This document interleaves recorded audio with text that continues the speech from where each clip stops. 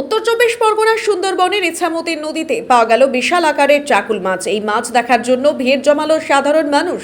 সেই ভিড় দেখে মনে হচ্ছে যেন কোনো একটা মেলা বসেছে, কারণ এই বিশাল আকারের চাকুল মাছ এই বাজারে নিয়ে যাওয়া হলো ভ্যান রিকশায়।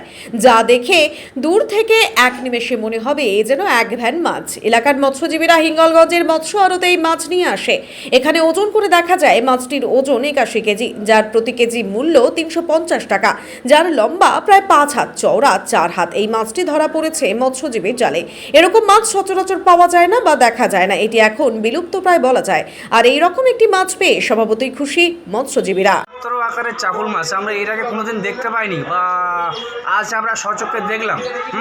দেখে খুব আনন্দিত, এবং জনগণ দেখতে ভিড় উপচে পড়ছে।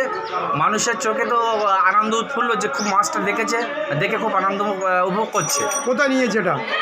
এটা আমাদের এই হিঙ্গলগঞ্জ মার্কেটে নিয়ে যাওয়া হচ্ছে। যাওয়ার পথে একটা ভ্যানের পুরো এরিয়াটা জুড়ে নিয়েছে, বিশাল আকৃতি।